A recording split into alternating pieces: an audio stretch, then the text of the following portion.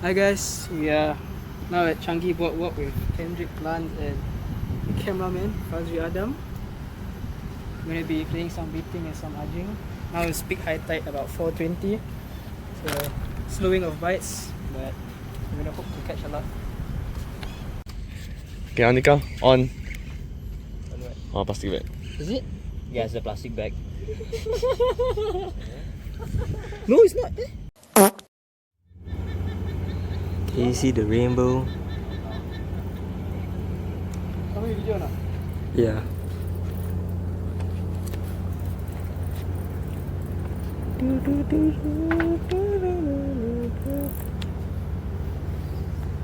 Dia asing video.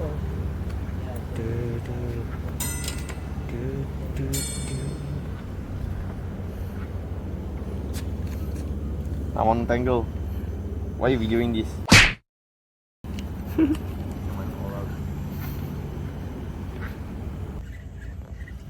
Oh, fish! Oh, fish! Catfish! Up! Okay, fuck this catfish. Oh, but then this one look nicer. Oh, Later picture. yeah, video recording. Bring in. Wow, that's a decent size one.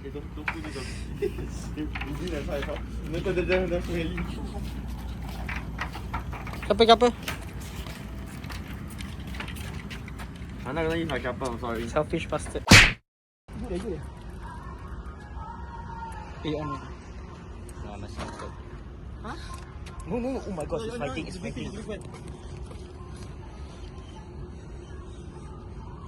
Oh! Oh my god. What is it? Move back. What is it? Move back, bro. What is it? Oh my god, no way. What is it? No way. What fish is that, sir? The flounders, there's halibut.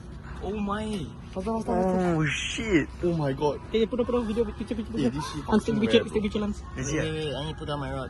Oh my god. This one is the big. one-sided fish. You Look see? at the eyes. Yeah, this one the one-sided fish. You see the other side, right? Don't have.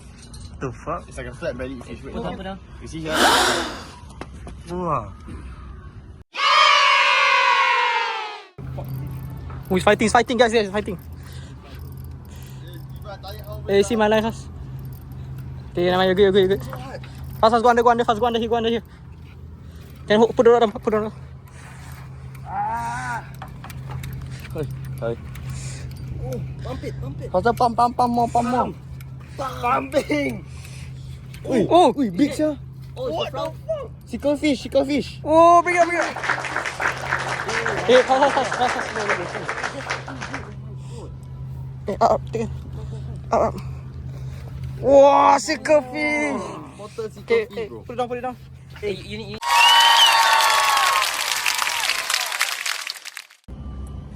Oh, catfish. Good, I think that's my one. Oh, you got fight. What, you keeping or what? Keep risky up.